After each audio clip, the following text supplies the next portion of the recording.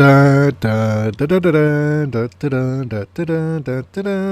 the Wilk Report. I'm Michael Wilk with some really bad singing, and joining me again is Larry Bernard. How are you, Larry? Time is the charm about the singing. Yeah, we've been having some microphone issues that we're trying to get resolved, so we'll figure it out somehow.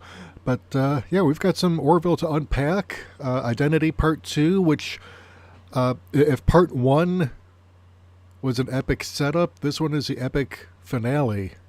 Uh, it's like you could probably like cram all this together into an Orville movie. Well, I mean, this would definitely be something good for a movie. The old building to really unfurl the setting in a really big way in 1-2 episode jaunt. Yeah, because in a lot of ways, I mean, this is kind of like combining, several best of Star Trek Next Generation episodes, because we had like elements of Best of Both Worlds. We had elements of, actually, we've got some elements of Star Wars thrown in for good measure. But even here, it puts anything produced by STD to shame. And they're spending way more money. Yeah, and so this kind of shows what the old adage is that you can actually do more with less, and it kind of forces you to be more creative. But yeah, I was pleasantly surprised that they opened strong with Malloy, because they have Scott Grimes. Something else. I'm sorry. Go ahead. Something else I was thinking of is how the Kaylon were actually not just the Borg, but they're like the Borg and the Changeling. And the Cylons, too. Because the... both of races is a threat. Yeah, because Isaac was kind of like in the Odo position of having to choose between his people and, his crew. So, yeah, I mean, there's lots of elements from Deep Space Nine and TNG and even some elements of Voyager. But yeah, I mean, the Kaylon really... have been set up as this really credible threat that is not going to go away anytime soon. But so we start off. Malloy is trying to cut to the chase and find out why everyone is being kept alive. Not that they're complaining about this, but there's this thing where they don't know why this is going on, and it's explained that the Kaylons were basically created to be automated slaves for their builders. And when they tried to ask for their independence, their builders put in pain receptors to keep them in line until they finally broke free. And it's actually also established that Isaac was built after the genocide takes place. So his hands, so to speak, are cleaned from that. But he's still pretty guilty of everything that came after, though. Though something else you pointed out is that there's actual emotions at play with the Kaylon who survived. Yeah, because they're world, which means like they're using basically, it's like his argument towards Isaac, because Isaac is already displaying some independent streaks here, trying to argue for sparing the lives of crew members, and Kaylon Primary's argument is you weren't there, you don't know, your information is only secondhand, which is kind of a cheat, because as a robotic race, that they can download the information to Isaac in such a way that he can experience it as though he's actually going through it. But apparently that's not the case here, so I'm thinking, what's going on with this? And Gary from Nerdrotic had an interesting point that Yapeth could have interest for his character in the show, but I think it was setting it up as we have a way to turn Isaac back on, because Yaphet actually goes ahead. This is more interesting.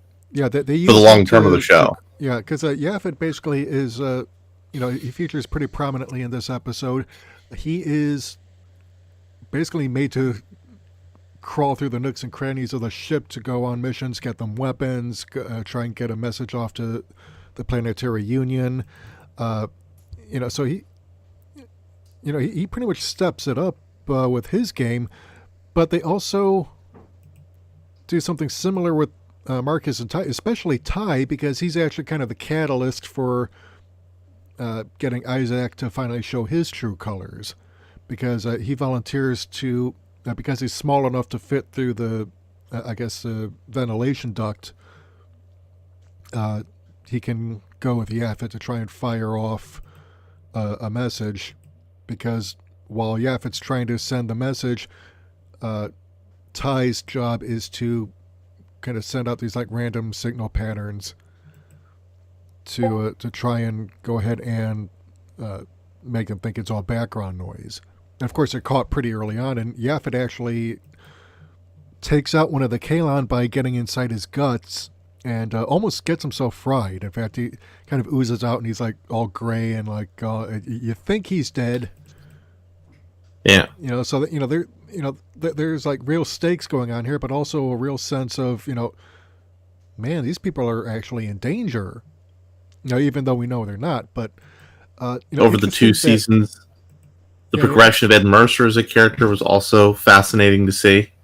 Yeah, because I think you pointed out in an earlier conversation that we had on this, is that Ed Mercer has kind of grown from, that what we saw in the first episode of season 1, a guy who's like kind of like fallen down on the job, so to speak, basically is given a pity job because of his ex-wife's connections, but now he's really kind of come into his own and kind of proven himself as a leader.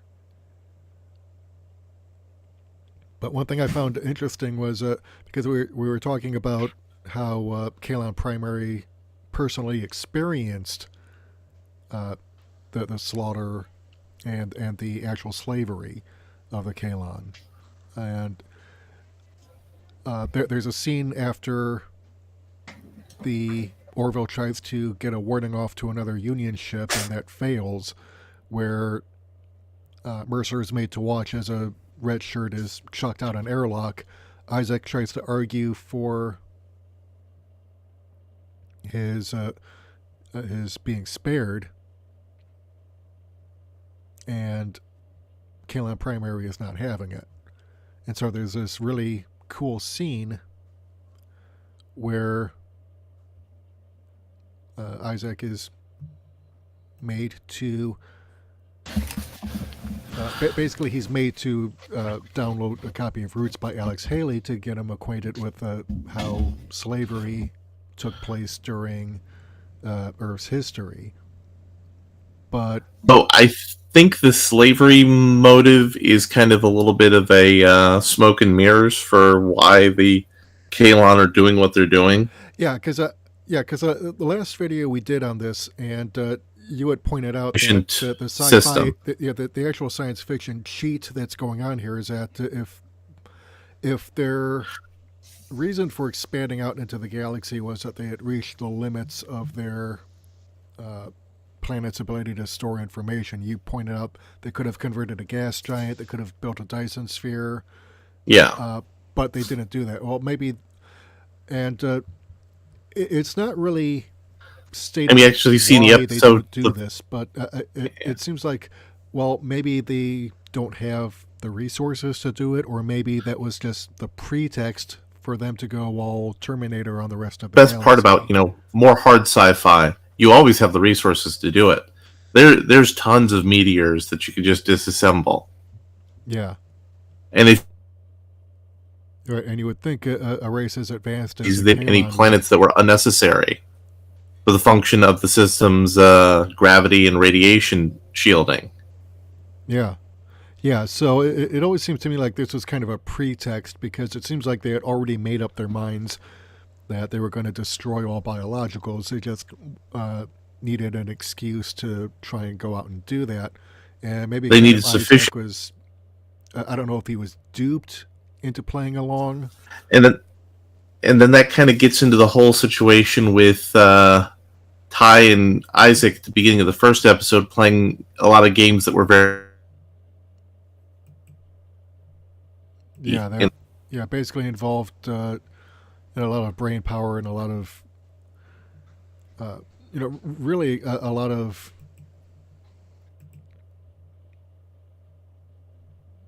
how should I put it?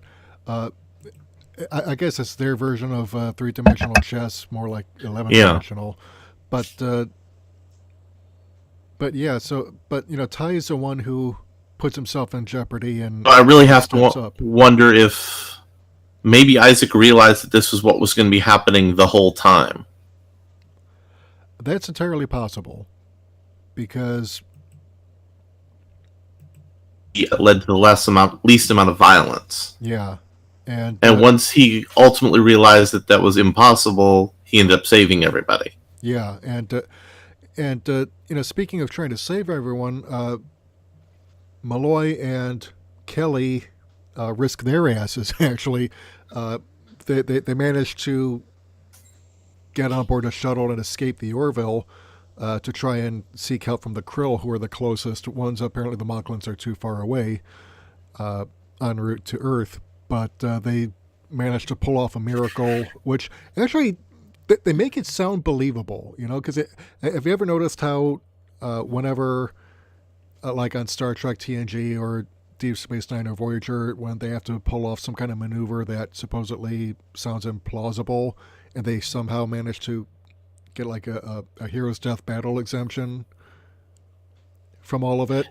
And Malloy actually kind of says, look, we've never actually done this before. There's every chance that the shuttle could split in half. And once we do this, because they're fleeing a Kaylon pursuit vessel, it's catching up to them, so they decide to pour everything that they have in the shuttle into one burst of hyperspeed, and it completely blows everything out. Even life support is gone.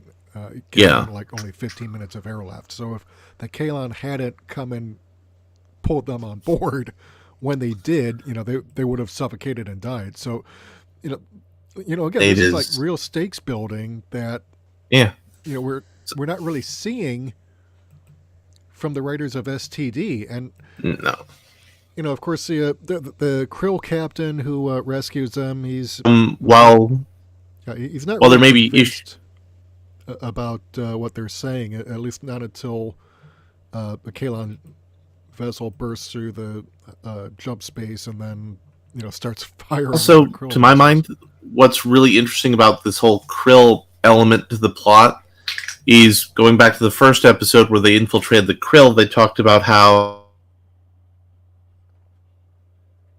I'm fervor when they get into space, and this is an event where their religious fervor is forcing them to go against their natural ideology. Yeah, because do the entire planet's birthday cake.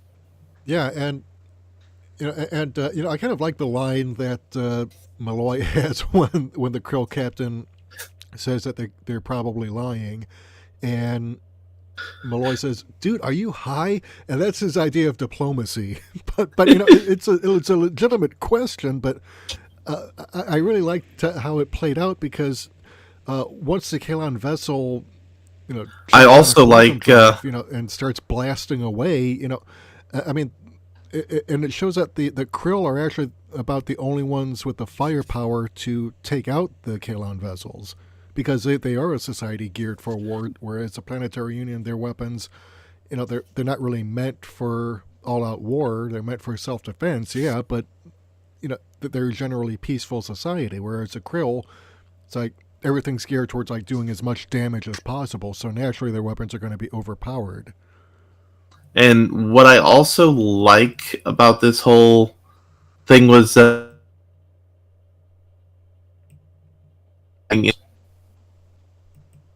so maybe we might see a upgraded Orville that has some fighter ships in it. Yeah, because we see Scott Grimes as introducing new character dynamics. He's doing the whole like Ace Combat in space or Wing Commander stunt. Yeah, but one thing that really I really liked that, because after Yaphet and Tai managed to get off a signal to the Planetary Union.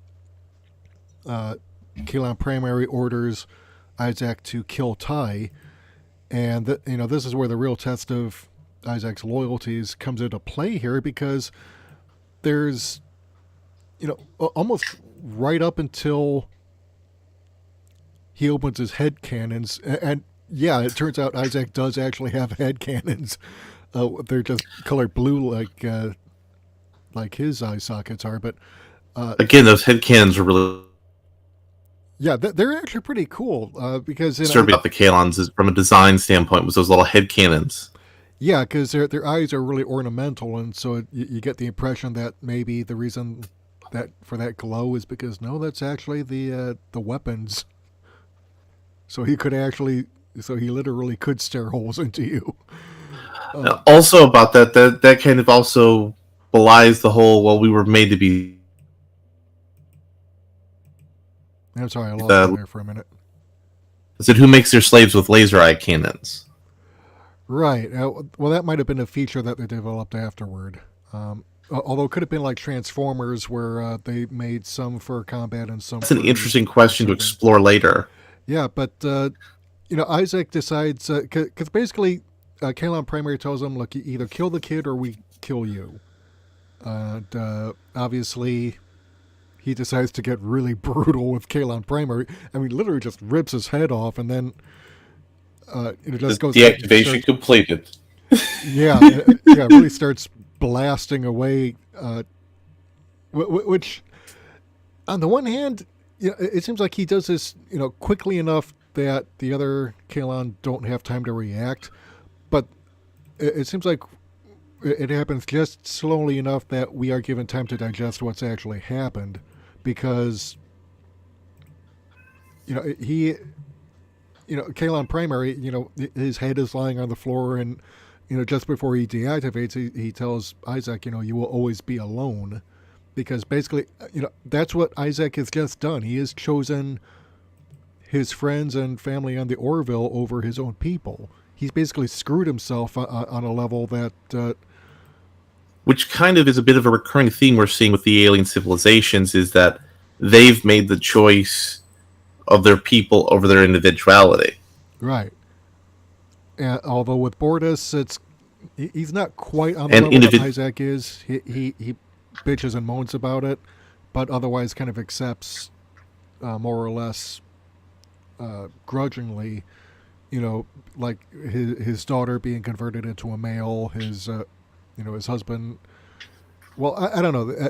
It seems like with Clyden, he really kind of set his foot in it, because he, from the episode Deflectors, which I think took place right before Identity Part 1, you had a heterosexual member of the Moclan species.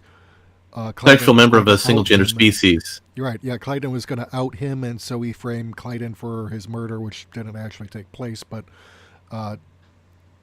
Clyden's the self-appointed defender of Moclan sensibilities on board the Orville,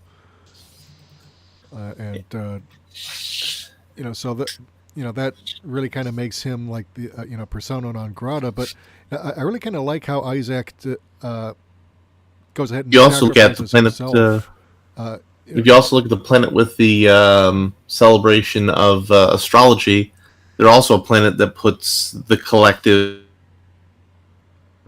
Yeah, which basically tends to. There are big changes. Yeah, which tends to happen in more authoritarian cultures where it goes to an extreme. I mean, putting the needs of the many over the needs of the few is not the Moclans a bad thing, but when it goes to such an extent that the individual is suppressed on a level where it becomes more of a hive mind, that's when it becomes dangerous. And here we're given a really kind of a look at what if the Borg had individuality from the beginning. Yeah. So Isaac actually sacrifices himself. I really hope it's with a shipwide EMP that disables all the Kaylon on board. Which in my personal opinion, Yeah, it doesn't really make a whole lot of protocol. sense because, uh, by all rights, the EMP should have disabled everything on board the ship, but maybe it was just kind of confined. Uh, but we see the Orville reach Earth with the Here's Kaylon invasion fleet, and we see the available ships, like maybe there's like 300 or say 10% of the entire planetary union fleet gathered at the three were able to make it back. right, and we see some pretty badass ships, although aside from their size though, and maybe some cosmetic uh, differences, they're really all the same. So I wish there would be some more diversity among the planetary union ships, although I can kind of understand maybe they felt, okay, we don't have the budget to individualize all the ships here, but Battle. we're given like the real battle of Wolf 359 here, Yeah. which we didn't see in the Best of Both Worlds, because if you remember that episode, part 2, the Enterprise has been disabled because it used its deflector array to try and destroy the Borg ship, but because that idea was done before Picard was partially assimilated, they managed to come up with the shielding against that. And so by the time the Enterprise catches up with the Borg cube, all we see is the aftermath with all the destroyed ships, but we never actually got to see the battle, and I always was disappointed with that. So and here we get to see it. I really think that, I don't know how the money, I think really use some spin-off fiction, some spin-off comic books now to really increase the depth of the setting. They're doing a lot with the show. Yeah, they are. The Star Trek setting. Yeah, because actually, I saw this one video that someone linked to on the Midnight's Edge Facebook page that shows Seth MacFarlane as an ensign on Enterprise, which is really awesome because in fact, he was an ensign in engineering, and that was like, what, 15 years ago now? Mm-hmm. But good guy. But yeah, we see, like, here we're seeing like a lot that getting could be blown up. We got people getting blown out of air, blown out into space. Yeah. I mean, the stakes here are really raised.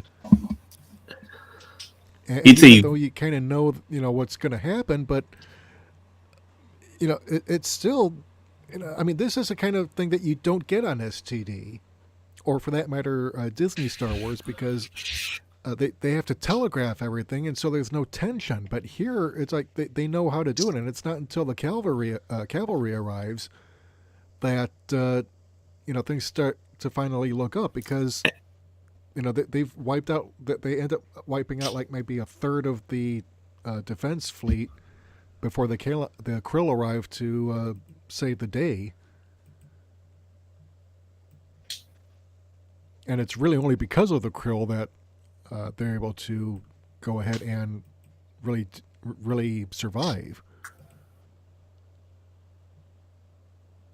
So you just know they're setting this up because the Krill know that they are needed now to defend the rest of the galaxy against the Kaylon.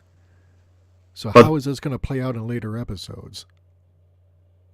That Avis has shown them that all races share. So how is that going to change their religion as well?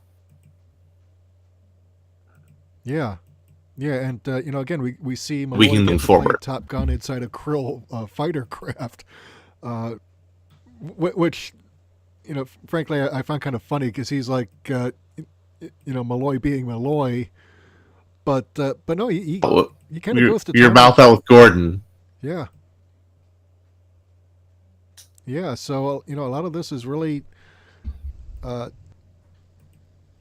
mean, like I said, the Krill saved the day, and you just know that this is going to play out in the rest of the season, and I'm actually excited to see how this is going to play out for the rest of the season, because they've pretty much used up I think the bulk of the budget for these 2 episodes, and So now we're going to see the aftermath, which we don't like. The closest thing we got to see, And we have the 3 more best of episodes. both worlds, is just one episode with Picard going home to Earth while Enterprise undergoes repairs, and has a thing with his brother, and that's it. Until the Borg appear, in a later season, and then it's only for a much lower stakes game. But Isaac is revived. Yaphet, because he got to crawl around inside one of the Kaylon, he figures out how to turn Isaac back on after the EMP fried his internal circuitry. So, but then we get this really touching moment between Dr. Finn and Isaac after everything's, said and done. Because And also we have a really strong moment with Captain Mercer, with the head of Admiral the Halsey, Union fleet. Yeah, yeah, saying I'm going to take responsibility. yeah, take responsibility for Isaac, because Halsey is like, he wants to fit Isaac with some kind of restraining bolt or something, and Mercer argues against it with some pretty solid reasoning. Although, and both arguments are valid. Actually, I don't think there's any denying that. Yeah, I mean, if it were me in Halsey's place, I can't say that I would not make the same request. Something I like about the Orville's writing over original Star Trek writing, the Orville's much more willing to say that both sides have valid points. Yeah. Like, cartoonishly setting up the two sides against each other. But no, actually setting up good, nuanced representations of both sides. Yeah, because as much as I like the original Star Trek with the whole '60s cast and crew, their moralizing was pretty much black and white, and you were meant to side with, Kirk and the Federation and the crew of the Enterprise. But here, we don't really get that level of judgment of one side over the other. It's like you can kind of see where, all sides and where they're coming Yeah, but by from. the time they figure it out, but one of my favorite examples of this, we just lied to a whole planet. I'm not sure I'm okay with that. It's like, well, by the time they figure it out, they'll probably be okay. Yeah. Yeah. So, yeah, like some of the things that they do, I mean, but they also show lasting repercussions from all this stuff too. So I'm sure that that'll be revisited at some point. It's like in the episode. See, after the Time Travelers. Yeah. Before the end of the season. Right. It's like, because the season 1 ender where Kelly accidentally becomes a goddess to a Bronze Age level society on an alien planet that exists, basically by coming in and out of our universe, and time goes on an accelerated pace. Well, when I meant the Time Traveler, I mean the Time Travelers with Charlize Theron, where she was trying to steal the ship. Yeah. Yeah. But so, like, this whole timeline destroyed. So, yeah, everything that happens in this timeline. That's the ultimate lasting ramifications, if you think about it. Yeah. Yeah, because now the Orville is really important because it survived. Yeah. So, yeah, I mean, so I'm sure we'll find... The Orville is why the Kaylon became a threat. Yeah, and like I said, I like that there are no easy answers and no easy judgment calls in this show. Because, like I said, in original Star Trek, you were meant to have a very black and white, right or wrong point of view, and to an extent we get that here, but it's much more complex and nuanced, and we see a lot more of the after effects of certain decisions. I mean, with original Star Trek, the closest thing we got to seeing ramifications from stuff that happened on the show was, Star Trek II, The Wrath of Khan, where Nicholas Meyer approached the project of, okay, you know what, let's take an episode from the original series and find out, what the result of that is 15 years later. Episodes on the Next Generation. Yeah. and how those ended up playing into things on Deep Space Nine with the Klingons. Yeah, because Deep Space Nine in many ways was a transitional period between the self-contained episode storytelling from the 60s, 70s, and early 80s to more linear storytelling where you actually do have to see a previous episode in order to get a better idea of what's going on, which that's got its ups and downs. I think primarily for a show like STD or even Disney Star Wars, or it requires you to see the previous episodes in order to find out what's going on. Whereas in more traditional storytelling, because of, and this kind of goes back to like 19th century novels, where you would get like a chapter a week or a story in the Strand magazine, and so your story had to be self-contained because you never knew There isn't. If your When did they was going to be able to read them in order, and that when did they actually come up over. with a canon? There's like a canon title. What, Sir Arthur Conan Doyle died, if I remember. Yeah, and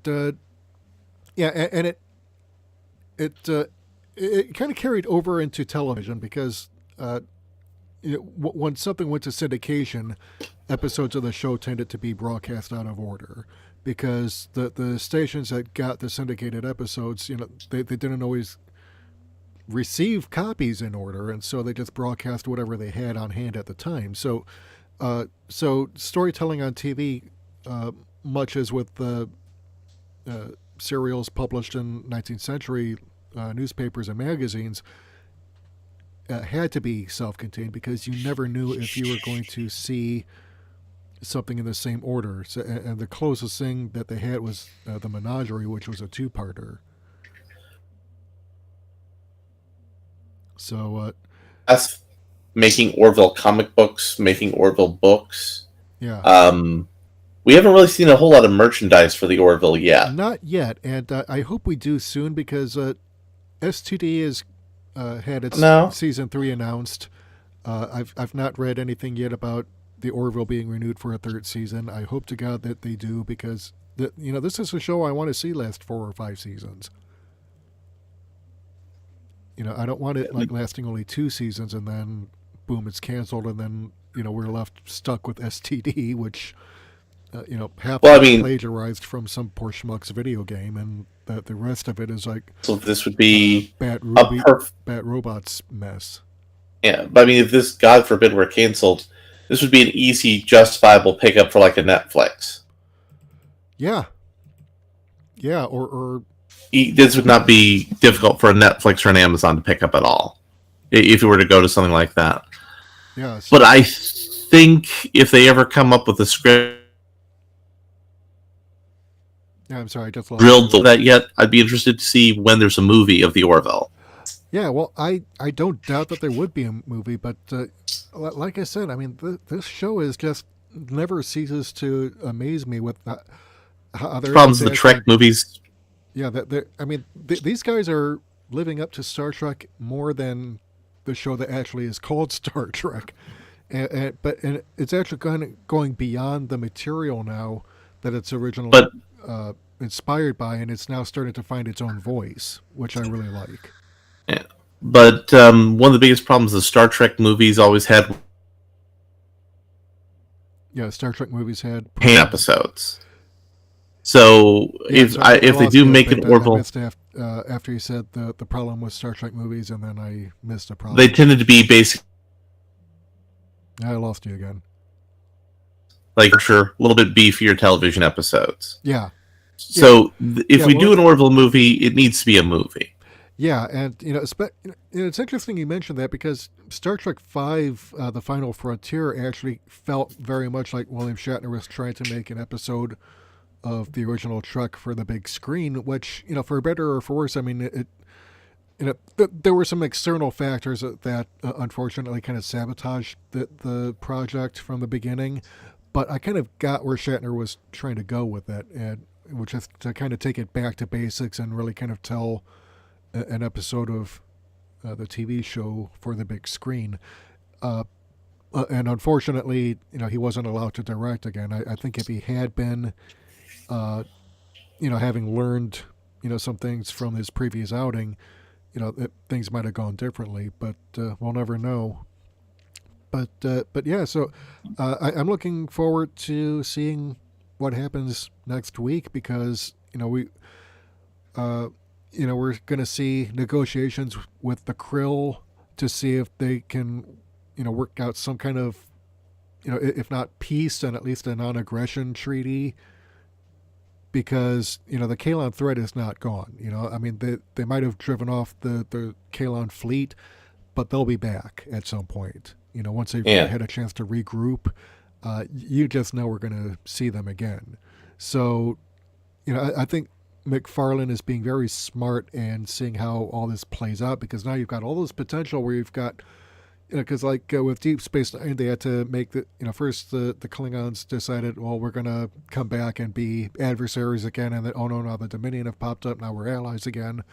But we never really got to see much of any lasting drama trying to figure out how you're going to make this alliance work because the Dominion were hyped up to be such a threat that they couldn't really do that.